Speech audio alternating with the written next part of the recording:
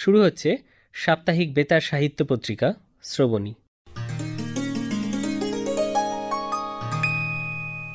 শ্রবণীতে আপনাদের সবাইকে স্বাগত। আজ শ্রবণীর শুরুতে থাকছে স্মরণ পর্ব। সম্প্রতি আমরা হারিয়েছি বাংলা সাহিত্যের এক স্বতন্ত্র, নিজস্বতায় উজ্জ্বল বর্ণময় কবি অরুণ কুমার চক্রবর্তীকে। আজ এই অনুষ্ঠানে তাঁর প্রতি রইল আমাদের শ্রদ্ধা জ্ঞাপন।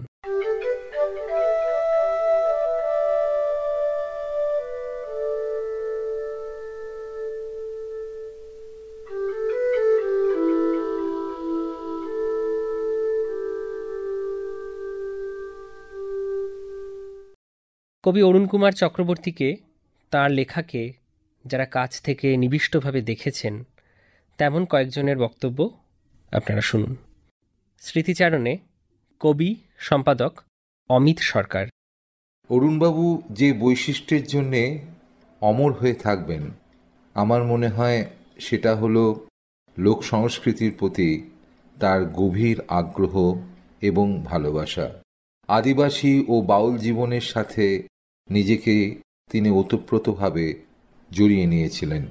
চেয়েছিলেন বাংলা সাহিত্যকে মধ্যবিত্ত শিক্ষিত সমাজের গণ্ডি থেকে মুক্ত করে সাধারণ গ্রামের মানুষের জীবনের সাথে যুক্ত করে দিতে। তাই আমরা আদিবাসী গ্রামের মানুষের কণ্ঠস্বর শুনতে পাই ওর অধিকাংশ লেখার মধ্যে, যার অন্যতম একটি উল্লেখ আমি এখানে করতে চাই। সেটি হলো রবি ঠাকুর পেন নাম হই। তার প্রথম স্তবক, অ রবি ঠাকুর হে, তুকে ই বুসে খেয়ে গ্রামে লিয়ে যাব, শহর তুকে লাচায় কোঁদায়, রাস্তা বানিয়ে রোদে পুরায়, সি যাতনা আর না সইব, তুকে ই বসে খেয়ে গ্রামে লিয়ে যাব। বাংলা সাহিত্যে এরকম মাটির কাছাকাছি কবি আজ সত্যিই বিরল। মাটির কাছাকাছি থাকা কবি অরুণ চক্রবর্তী প্রসঙ্গে বলছেন কবি অভিজিৎ পাল চৌধুরী। অরুণদার সঙ্গে আমার আলাপ যতটুকু মনে পড়ে 1990 সালের আশেপাশে। দুজনেই কবিতা লিখলেও আমাদের আলাপের মূল সূত্র কিন্তু কবিতা ছিল না। অরুণদা তখন নিয়মিত জয়দেব কেন্দুলিতে যেতেন। কয়েক মাস পরপরই জয়দেবের সুধীর খ্যাপার আশ্রমে আমার খুব নিয়মিত যাতায়াত ছিল। ওদের গুরুপাঠ ছিল কদম্বখণ্ডির ঠিক পাশে। আমার গুরুপাঠ সুধীর খ্যাপার আশ্রম তার থেকে 5 মিনিটের হাঁটা পথ নয়। আমরা দুজনেই পেশায় ইঞ্জিনিয়ার। দুজনেরই অনেক কমন ইন্টারেস্ট ছিল। যেহেতু দুজনেই চাকরি করতাম, আমরা আসার জন্য উইকেন্ডকেই সাধারণত বেছে নিতাম। তাই প্রায় ছুটিতেই দুজনের দেখা হয়ে যেত। সেই সময় ফোনে যোগাযোগের ব্যবস্থাটা এত সহজ ছিল না, তাই দেখা হওয়াটা প্রায়ই হতো অকস্মাৎ এবং অত্যন্ত বেশি আনন্দের। সন্ধেবেলা সেখানে প্রায় দিনই কিছু করার থাকতো না। হ্যারিকেনের আলোয় আমাদের অজস্র গান এবং গল্পে ভরে থাকতো সেই সমস্ত সন্ধে। বেশিরভাগ গল্পই হতো বাউল সাধনা নিয়ে। এ বিষয়ে তার ব্যক্তিগত অভিজ্ঞতা ছিল, জানা ছিল অনেক বেশি। আমি তখন এ বিষয়ে চর্চায় নিয়মিত রত। 2010 সাল নাগাদ আমি যখন লেখালেখিতে পূর্ণোদ্যমে ফিরে আসি, তখন স্বাভাবিকভাবেই যোগাযোগ কিছুটা বেড়েছিল। বহুবার একই মঞ্চে দুজনেই কবিতা পড়েছি। বিভিন্ন ব্যক্তিগত কথা নিয়ে আলোচনা হতো। আমার ছবি তোলার এবং ভ্রমণের নেশা বিষয়ে বহু কথাবার্তা হতো। তবে বাংলা কবিতা নিয়ে কথা বা আলোচনা আমাদের খুব কমই হতো। কয়েকটি বই উনি অবশ্য আমাকে উপহার দিয়েছিলেন। বয়সের সঙ্গে সঙ্গে ওর জয়দেব যাওয়াও কমে এসেছিল। ইদানিং শুধুমাত্র মেলার সময় বছরে একবার আসতেন। কদম্বখণ্ডির শ্মশান থেকে একটি কবিতা পত্রিকাও বার করেছিলেন। বলতেন, বাংলা ভাষায় শ্মশান থেকে প্রকাশিত একমাত্র কবিতা পত্রিকা। তার প্রথম কি দ্বিতীয় সংখ্যায় আমি লিখেছিলাম, যতদূর মনে পড়ে। জীবন রসের রসিক ছিলেন আমাদের অরুণদা। কবি অরুণ কুমার চক্রবর্তীর কবিতা ভাবনা ও জীবন দর্শন প্রসঙ্গে বলছেন কবি পার্থজিৎ চন্দ। অসম্ভব প্রাণচঞ্চল, জীবন রসে ভরপুর, রঙিন একজন মানুষ, যিনি শিল্পের সঙ্গে যুক্ত হয়ে থাকা সমস্ত মৌলবাদী ধারণার বিরুদ্ধে সারা জীবন নিজেকে নিয়োজিত রেখেছিলেন।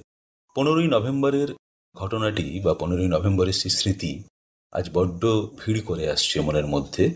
অরুণদার সুরারোপিত, অরুণদার লেখা একটি গান পরিবেশিত হচ্ছে মঞ্চে। অরুণদা এই বয়সেও মঞ্চ থেকে নেমে এলেন, নেমে এসে একদম তরুণের মতো নিজের লেখা এবং সুরারোপিত গানে শরীর দোলাতে লাগলেন। কবি অরুণ চক্রবর্তী আমাদের মতো অসংখ্য মানুষের কাছে অরুণ দা হয়ে উঠতে পেরেছিলেন এক বিরল গুণের কারণে। সেটি হচ্ছে তিনি অপরিচয়ের যে বেড়া সেটা খুব সহজেই ভেঙে ফেলতে পারতেন। আরেকটি কথা যে এটা স্বীকার করতেই হবে, গত 3-4 দশকে বাংলায় সাহিত্য বা শিল্পের সব থেকে সার্থক যে রূপায়ণ তা যদি বাঙালির অন্দরমহলে প্রবেশ করে থাকে, তার একটি কিন্তু অরুণ চক্রবর্তীর দ্বারা সৃষ্ট। বহুবার শোনা অরুণ চক্রবর্তীর সঙ্গে যে গানটি সমার্থক হয়ে গেছে, লাল পাহাড়ির দেশে যা, এই গানটি বাঙালি পাঠককে শুধু অরুণ চক্রবর্তীর সৃষ্টির জগতের ভিতরেই আরও একবার প্রবেশ করতে বাধ্য করেছিল তাই নয়, বাঙালি পাঠক, বাঙালি শ্রোতা, আমার মনে হয় যে এই গণ উপাদানের ফলে আরও একবার বাংলা গান, বাংলা সাহিত্য, বাংলা শিল্প, বাংলা কবিতা তার দিকেও তাঁরা ফিরে তাকাতে বাধ্য হয়েছিলেন। যে কথা বলছিলাম যে অরুণ চক্রবর্তী শিল্পের কোনো মৌলবাদী ধারণায় বিশ্বাস করতেন না, অর্থাৎ বিশুদ্ধ শিল্প বা শিল্পের গণ উপাদান শিল্পে কতটা থাকবে বা থাকবে না, এই ধরনের কোনো বিষয়ে তার কোনো মৌলবাদী ধারণা ছিল না। কারণ আমরা দেখেছি যে দুবার বাংলাতেই তার বেশ কিছু কবিতা ভীষণ জনপ্রিয় হয়েছে। তার মধ্যে একটি কবিতা তো ও রবি ঠাকুর হে, আপনারা কল্পনাও করতে পারবেন না যে দুবার বাংলায় ঠিক কত মানুষ এই কবিতাটাকে আত্মস্থ করেছে। আবার আমাদের অরুণদা তাঁর যখন অন্য কবিতায় তিনি লিখছেন যে আগুন ধরেছে আগুনের খরঝুঁটি, রৌদ্র কণ্ঠে রৌদ্র রসের ধার, আমরা অবাক হয়ে লক্ষ্য করি যে একজন শিল্পীর বিস্তার ঠিক কতটা হলে এই দুটো মেরুকে ধারণ করা সম্ভব। তবে মাঝে মাঝে একটা আশঙ্কা আমাদের মধ্যে দানা বাঁধে, এখনো দানা বেঁধে রয়েছে, যে অরুণ চক্রবর্তীর এই যে জগৎ, তার লাল পাহাড়ির দেশে যা বা তার বাউলাঙ্গের যে অতি বিখ্যাত সমস্ত গান বা ও রবি ঠাকুর হে ইত্যাদি, তার যে অতি জনপ্রিয় যে সমস্ত সৃষ্টি, তার আড়ালে কোথাও কি রয়ে গেল তার অরণ্য হত্যার শব্দ বা জল ছুরি কাটছে পাথর এর মতো কাব্যগ্রন্থ?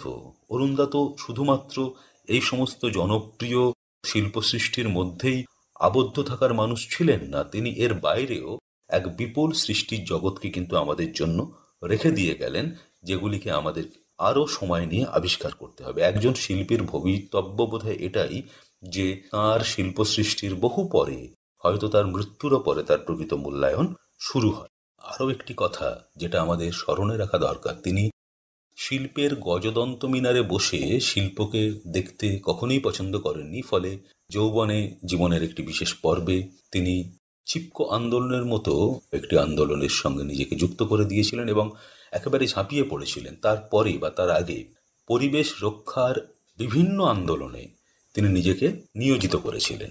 তার সঙ্গে সময় কাটানোর সময় তার এই রোমাঞ্চকর অভিজ্ঞতাগুলি তিনি আমাদের যখন বলতেন, আমরা স্তব্ধ হয়ে শুনতাম যে একজন শিল্পীর অভিজ্ঞতার ভাঁড়ার ঠিক কতটা পরিপূর্ণ হলে তবে তার চারপাশের জগৎ এতটা সৃষ্টির আনন্দে ঝলমল করে ওঠে।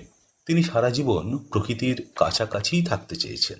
আমাদের অরুণদা, তিনি তো নিজেকে অতি সঙ্গত কারণেই একজন বাউল পদকর্তা বলে মনে করতেন এবং এই মনে করার মধ্যে বিন্দুমাত্র কোনো বাহুল্য নেই এবং তিনি প্রকৃত অর্থেই আমার মতে বাউল পদকর্তাই।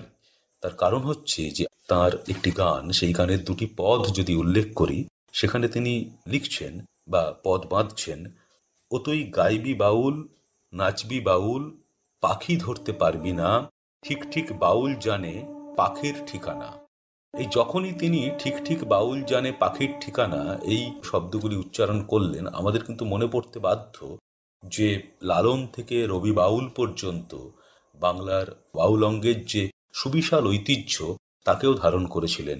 আমার মনে হয় যে বহুরৈখিক, বহুমাত্রিক একজন শিল্পীকে, একজন স্রষ্টাকে একজন কবিকে আমরা হারালাম, যদিও তার সৃষ্টি আমাদের মধ্যে নিশ্চয়ই রয়ে যাবে এবং আমাদের পবিত্র কর্তব্য হচ্ছে যে সেই সৃষ্টির মধ্য থেকে তার যে মৌলিক দর্শন, তার যে জীবনবোধ, তাকে আরো খুঁজে খুঁজে বের করা। শেষ করার সময় আমার অরুণদার একটি পংক্তির কথা মনে পড়ছে। তিনি লিখেছিলেন, সারা চরাচরে জেগে থাকে একা কবি। শুনলেন সম্প্রতি প্রয়াত কবি অরুণ কুমার চক্রবর্তীর প্রতি আমাদের শ্রদ্ধা জ্ঞাপন।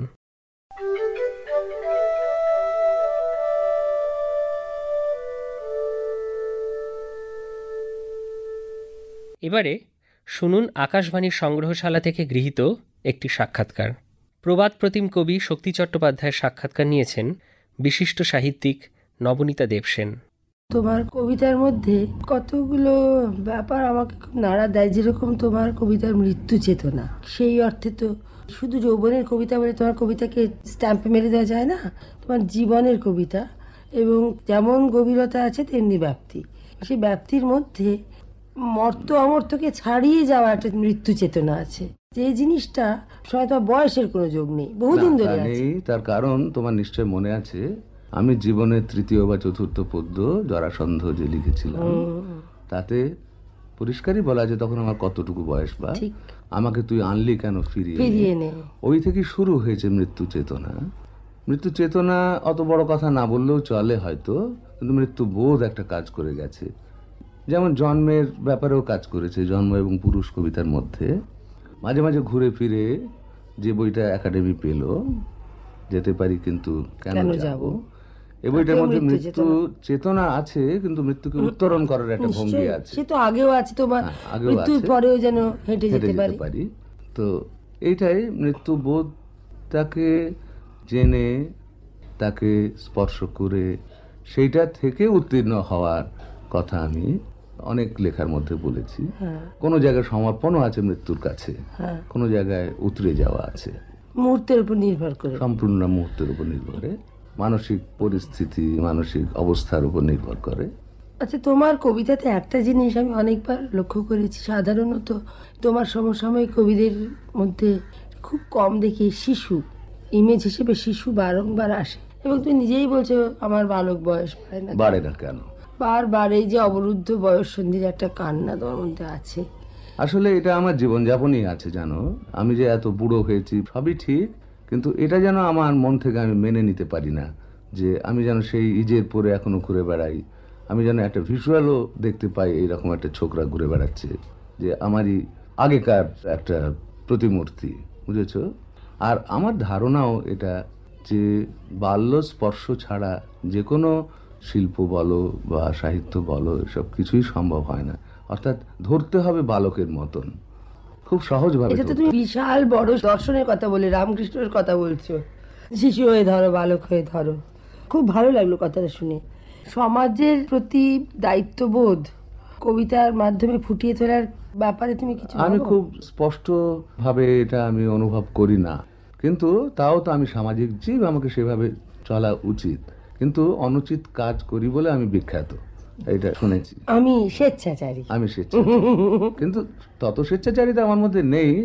মাঝে মাঝে হঠাৎ হয়তো চিৎকার করে বলে উঠি, কিন্তু আসলে আমি অতি নিপাট একটি গেরস্থ লোক, খারাপ লোক না তত। আচ্ছা, সেটা তো সত্যি কথাই। একটা খুব আশ্চর্য জিনিস আছে, আমি বন্ধু বৎসল, শিশু বৎসল, স্ত্রী বৎসল, কিন্তু একটা অদ্ভুত জিনিস আমি দেখি তোমার কবিতায়, নারী তেমন ভাবে আসে না। তোমার সমসাময়িকদের কবিতায় নারী ব্যাপারটা, নারী খুব বিশাল আমার আসে না, বা আমি আসতে দিই না হয়তো, বা আমার সেটা অভ্যেস নয়, বা আমার মানসিকতা সেরকম নয়, কিন্তু চাপা নারী আসেই। তুমি আছো ভিতের উপরে দেয়াল, সেভাবে নারী একটা সুন্দর এক্সপ্রেশন তোমার আছে। প্রেমের পদ্যের মধ্যে আমার শান্ত ভাবটাই বেশি প্রিয়, আমি লিখতেও চাই তা। তোমার প্রেমের কবিতাতে প্রায় দেখতে সঙ্গে পাই ওতপ্রোত হয়ে যায় অনেক সময় প্রেমের কবিতা। নারী, নদী, এই তো চিরকালই হচ্ছে। তোমার প্রেমের কবিতাতে ভাবাবেগ খুবই গাঢ়, অথচ তোমাকে ঠিক সেভাবে নারী প্রেমের কবি বলে বলা যায় না, তুমি মানুষ প্রেমের কবি। এটা তুমি সচেতন? আমি সচেতন, কারণ আমি যা পারি আমি তাই পারি, তার থেকে বেশি পারি না, এ সম্পর্কে আমি সচেতন। তোমার প্রয়োজন হচ্ছে না নারী প্রেমের কাছ থেকে? প্রেরণা সংগ্রহ করবার, কেন তোমাকে প্রকৃতি সেই প্রেরণা প্রকৃতি দিতে সে পারে। প্রেরণা দিচ্ছে, নারীও প্রেরণা দিয়েছে, সারা জীবনে অনেক সময় পেয়েছি আমি, কিন্তু নারীর একেবারে যে সরাসরি কোনো সান্নিধ্যের প্রয়োজন আমার, অসামান্য কবিতা কিছু কিছু আছে, ওই কপালে কি পড়েছো, অনেক ভালো ভালো প্রেমের কবিতা নিশ্চয়ই আছে যেখানে নারী আছে, কিন্তু উজ্জ্বল, কখনই স্পষ্ট নয়, সেই জন্যই আরো সুন্দর।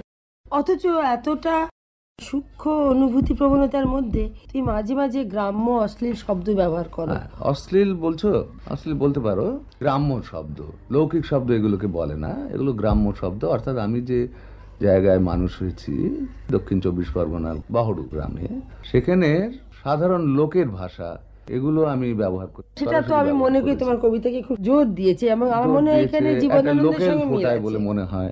মানে তোমার লেখায় যে সাধারণ মানুষের ভাষাটা আসে বা গ্রাম্য মানুষের ভাষা আসে, সেটা জীবনানন্দ যেরকম বিয়ন শব্দ ব্যবহার খুবই সেই রকম, এটা ওই লৌকিক শব্দ, গ্রাম্য শব্দ বটে, উনি তো করেছেন, খুবই এখানে তোমার জীবনানন্দের সঙ্গে আমার তুমি ভীষণ মিল আমি দেখি। ওর খুব ভক্ত মানুষ একজন। তোমার ক্রিয়াপদের ব্যবহারে, কথ্য ভাষা কাব্যিক ভাষার মিশ্রণে, গ্রাম্য ভাষার চয়নে, টোটাল কবি বলে মনে হয় আমার ওকে।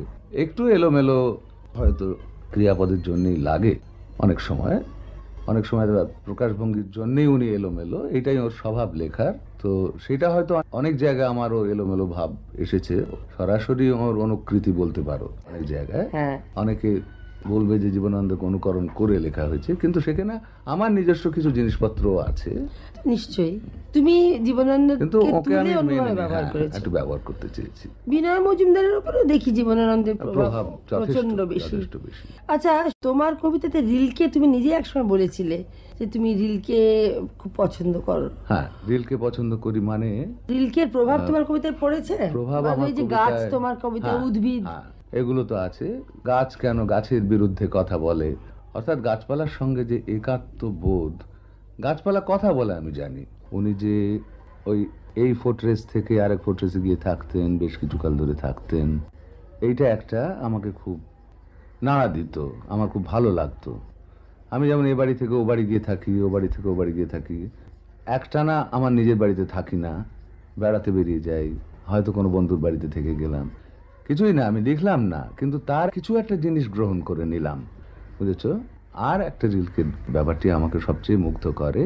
আমিও বিশ্বাস করি যে কবিতা আমি মাথা থেকে তৈরি করি না, আমি বিশ্বাস করি কেউ যেন এটা আমার কাছে বলে কানে কানে, যেটা ওরও বিষয়, সেটা ঈশ্বর বলতে পারো, শয়তান বলতে পারো, যা কিছু বলতে পারো, সামথিং বিগার দ্যান মি, আমার থেকে কিছু বড়। এইটাই বলতেছেন তোমার লেখার বুঝতে মধ্যে এই পেরেছো? জিনিসটা আছে, পার হয়ে যাও, আমাদের ইন্দ্রিয় গ্রাহ্য চেতনাকে উত্তীর্ণ হয়ে যাওয়ার একটা ব্যাপার তোমার লেখার মধ্যে আছে, যেটা আমাদের অত্যন্ত জরুরি বলে মনে হয় এবং সব থেকে বেশি নাড়া দেয়। আচ্ছা, রবীন্দ্রনাথকে তুমি যে দূরে রাখতে আপ্রাণ চেষ্টা করেছো, এটা কেন? হ্যাঁ, সেটা আমি কিন্তু কখনোই রবীন্দ্রনাথের গানের কথা বলিনি। যখনই রবীন্দ্রনাথের গানের কথা বলেছি, তখন ভেবেছি যে রবীন্দ্রনাথের গান আমাদের রক্তের মধ্যে আছে, রবীন্দ্রনাথের সেই সুর আমাদের রক্তের মধ্যে আছে। রবীন্দ্রনাথের রবীন্দ্রনাথ কি কবিতা, সুরকার?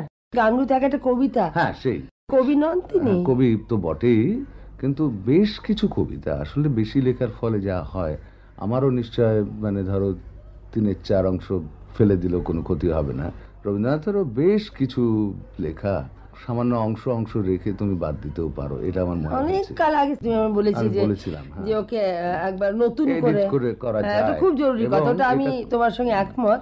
তার এবং সঙ্গে এটাও আমি আশা করব ধরো আজ থেকে 30 বছর 25 বছর বাদে আমারও লেখা এইভাবে কেউ ফেলে দেবে হ্যাঁ, খানিকটা, কিন্তু তাতে তার আমার কিছু যায় সঙ্গে আসবে না। রবীন্দ্রনাথের দ্বারা আমি প্রভাবিত হইনি, এই কথাটা যে তুমি বলেছো না, এককালে, এটা আমি গায়ের জোরে বলতাম, বুঝলে? আমার তাই সত্যি কথা মনে বলতে হচ্ছে। গেলে এটা আমি ঠিক কথা বলতাম না, এটা অসত্য কথাই বলতাম আমি। রবীন্দ্রনাথ আমাদের রক্তের লাইন মধ্যে। রয়েছে, প্রেম এসেছে। বাহ, ধন্যবাদ, তুমি এই কথাটা যে বললে, এতে তোমার কাছে আমি খুব কৃতজ্ঞ, কারণ আমি নিজে সত্যি মনে করি না যে রবীন্দ্রনাথকে বাদ দিয়ে আমরা এত বড় হয়ে উঠতে পারি। যাই হোক, আচ্ছা, হিমেনেস হুম।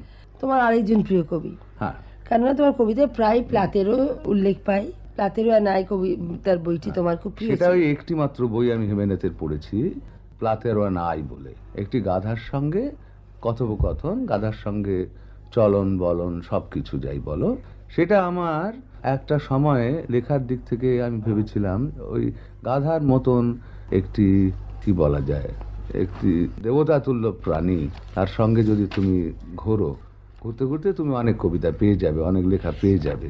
এই হিমেনেতের 6-8টি কবিতাই আমি লিখেছি প্লাতেরোর ওপর। এটা প্লাতেরোর ওপরই লেখা প্র্যাকটিক্যালি। এটা হিমেনেতের তেমন কোনো দায়িত্ব নেই। ওই বইটি পড়ে আমি খুব প্লাতেরোকে ভালোবেসে ফেলেছিলাম। হ্যাঁ, এখানে আছে প্লাতের উপর অনেক কবিতা, একটা পড়বে নাকি? প্লাতেরো আমাকে ভালোবাসিয়াছে, আমি বাসিয়াছি। আমাদের দিনগুলি রাত্রি নয় দিন। যথাযথভাবে সূর্য পূর্ব হতে পশ্চিমে গড়ান, তার লাল বল হতে আলতাও পায়ের মতো ঝরে আমাদের প্লাতেরোর আমার নিঃশব্দ ভালোবাসা। প্লাতেরো, তুমিও চলো সঙ্গে, আমি একাকী প্রস্রাব ফিরিতে পারি না, কারা ভয় দেখায় রহস্য করে। ছেলেবেলা থেকে কিছু ভীরু হতে পারা বেশ ভালো। আমায় অনেকে ভালোবেসেছিল, ফুল দিয়েছিল, টুপি কিনে দিয়েছিল, পুরী থেকে মুরলি মাছের লেজের শাসন এনে দিয়েছিল, কত উপহার। আমি ছেলে মানুষের মতন ওদেরও ভুলিনি তো। প্লাতেরো আমার, আর আমিও প্লাতেরো ছাড়া নই। আমাদের দেবতা কি পা ঝুলিয়ে বসেন পশ্চিমে? এই ধর, এই কবিতাটাতে তোমার এবং জীবনানন্দের দুজনেরই চেহারা বেশ সুন্দর ফুটেছে।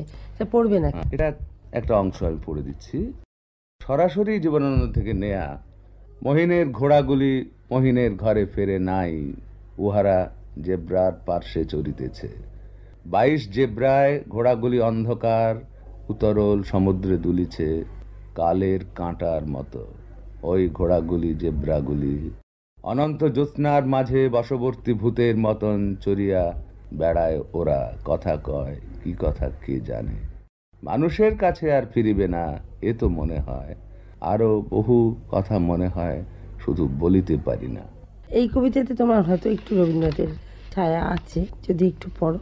আমি পড়ছি। নিঃশব্দ চরণে প্রেম। নিঃশব্দ চরণে প্রেম এসেছিল দুয়ার মাড়িয়ে। ঘর ও ঘরের বাইরে তখন ছিল না অন্ধকার, আলো ছিল, ভালো ছিল, ছিল তা যা থাকে না কখনো। একটি মানুষ ছিল সুন্দরের অপেক্ষায় বসে। নিঃশব্দ চরণে প্রেম এসেছিল দুয়ার মাড়িয়ে, যেন সরীসৃপ, যেন গন্ধ, যেন হৃদয়ের দোষ। উল্লেখযোগ্যতা ভেঙে বাদা বন ভেঙে এসে গেছে। মানুষও তো বৃদ্ধ হয়, ভোগের নদীতে পাড় ভাঙে, শরীরে দুয়ারে কাঠে কীট বাঁধে উপযুক্ত বাসা। গিঁট ভাঙে, গাঁট ভাঙে, ভেঙে যায় উজ্জ্বল পাথর। গৃহবাড়ি ধসে যায় পুরাতন প্রেমের কম্পনে। যে যায়, যেভাবে যায়, ভেঙে ভেঙে দিয়ে যেতে থাকে। নিঃশব্দ চরণে প্রেম তবু আসে দুয়ার মাড়িয়ে। এবারে তুমি বরঞ্চ যেতে পারি কিন্তু কেন যাব কবিতাটা পড়ো। এটাই আমি শেষ কবিতা পড়ছি। যেতে পারি কিন্তু কেন যাব। ভাবছি ঘুরে দাঁড়ানোই ভালো। এত কালো মেখেছি দুহাতে এতকাল ধরে, কখনো তোমার করে তোমাকে ভাবিনি। এখন খাদের পাশে রাত্রিরে দাঁড়ালে চাঁদ ডাকে, আয় আয় আয়। এখন গঙ্গার তীরে ঘুমন্ত দাঁড়ালে চিতাকাঠ ডাকে, আয় আয়। যেতে পারি, যে কোনো দিকেই আমি চলে যেতে পারি, কিন্তু কেন যাব। সন্তানের মুখ ধরে একটি চুমো খাবো, যাব কিন্তু এখনই যাব না। তোমাদেরও সঙ্গে নিয়ে যাব, একাকী যাব না অসময়।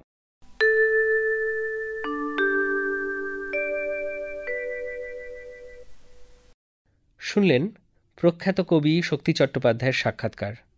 তাঁর সঙ্গে কথা বললেন বিশিষ্ট সাহিত্যিক নবনীতা দেবসেন।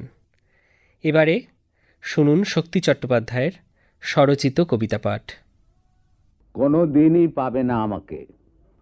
চন্দ্রমল্লিকার মাংস ঝরে আছে ঘাসে, সে যেন এখনই চলে আসে। হিমের নরম মোম হাঁটু ভেঙে কাত, পেট্রোলের গন্ধ পাই এদিকে দৈবাত। কাছাকাছি নিজের মনেরই কাছে নিত্য বসে আছি। দেয়ালে দেয়ালে হাটের কাঁচকড় কুপি অনেকেই জালে। নিভন্ত লণ্ঠন অস্তিত্ব সজাগ করে বারান্দার কোণ বসে থাকে, কোনো দিন পাবে না আমাকে, কোনো দিনই পাবে না আমাকে। ভিক্ষা চায়, খরগোশের মতো মুখে রোদ্দুর ঠোকরায় ঘরে পড়ে, জানলা গলে যেন কটি খরগোশের মুখ লাল মেজের উপরে, ছোলা খোঁজে ঘাস বীজ। রোদ্দুরের সঙ্গে কিছু ভিখারির শীতের আঙুল ভিক্ষা চায়। এখন নিরন্ন ঘরে তাকে ভিক্ষা দেব, হাতে গুঁজে দেব বুনো ভাং শুকনো পাতা। মানুষের কাছে কাঁচা সবজি নেই, গাছপালা নেই, টিন ভর্তি হয়ে আছে মাছ, কাঁচা ফলমূল সবই। গত শতাব্দীর কিছু পানপাত্র আছে, স্মৃতির সর্পিল দাগ, সুসময় তুলো। রোদ্দুরের সঙ্গে কিছু ভিখারির শীতের আঙুল ভিক্ষা চায়, ভিক্ষা কাকে দেব?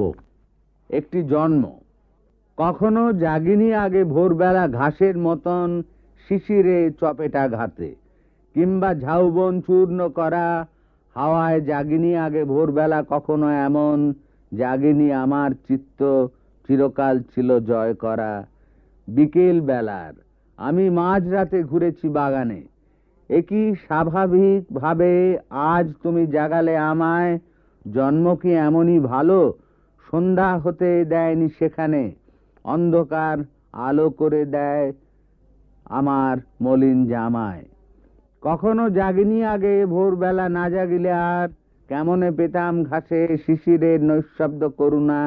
অবিরাম বুকে হেঁটে পার হয়ে যাওয়া জীবনে পাহাড়, বাঘেরও অসাধ্য। আমি বাঘ হতে বড় জন্তু কিনা। একই স্বাভাবিক ভাবে আজ তুমি জাগালে আমায়, একিয়ে একাকী জন্ম ভোরবেলা উজ্জ্বল জামায়। সে বড় সুখের সময় নয়, সে বড় আনন্দের সময় নয়। পা থেকে মাথা পর্যন্ত টলমল করে, দেয়ালে দেয়াল, কার্নিশে কার্নিশ। ফুটপাত বদল হয় মধ্যরাতে।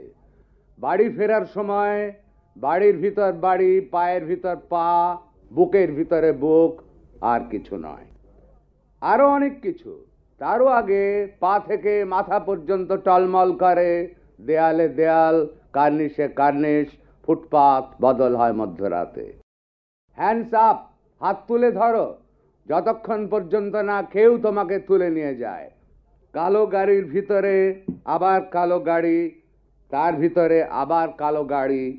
সারবন্দি জানলা, দরজা, গোরস্থান, ওলট পালট কঙ্কাল। কঙ্কালের ভিতরে সাদা ঘুণ, ঘুণের ভিতরে জীবন, জীবনের ভিতরে মৃত্যু। সুতরাং মৃত্যুর ভিতরে মৃত্যু, আর কিছু নয়। হ্যান্ডস আপ, হাত তুলে ধরো, যতক্ষণ পর্যন্ত না কেউ তোমাকে তুলে নিয়ে যায়। তুলে ছুঁড়ে ফেলে গাড়ির বাইরে, কিন্তু অন্য গাড়ির ভিতর, যেখানে সব সময় কেউ অপেক্ষা করে থাকে। পলেস্তরা মুঠো করে বট চারার মতন কেউ না কেউ, যাকে তুমি চেনো না, অপেক্ষা করে থাকে পাতার আড়ালে শক্ত কুঁড়ির মতন। মালা তোমাকে পরিয়ে দেবে তোমার বিবাহ মধ্যরাতে। ফুটপাত বদল হয়, পা থেকে মাথা পর্যন্ত টলমল করে, দেয়ালে দেয়াল, কার্নিশে কার্নিশ। মনে করো গাড়ি রেখে স্টেশন দৌড়ুচ্ছে, নিবন্ত ডুমের পাশে তারার আলো। মনে করো জুতো হাঁটছে, পা রয়েছে স্থির, আকাশ পাতাল এতল বেতল। মনে করো শিশুর কাঁধে মরার পালকি ছুটেছে নিমতলা পরপারে, বুড়োদের লম্বালম্বি বাসর গড়ি নাচ। সে বড় সুখের সময় নয়, সে বড় আনন্দের সময় নয়। পা থেকে মাথা পর্যন্ত টলমল করে, দেয়ালে দেয়াল, কার্নিশে কার্নিশ। শুনলেন প্রখ্যাত কবি শক্তি চট্টোপাধ্যায়ের স্বরচিত কবিতা পাঠ। শ্রবণী আজ এই পর্যন্তই। প্রযোজনা আকাশবাণী কলকাতা কেন্দ্রের বাংলা কথিকা বিভাগ।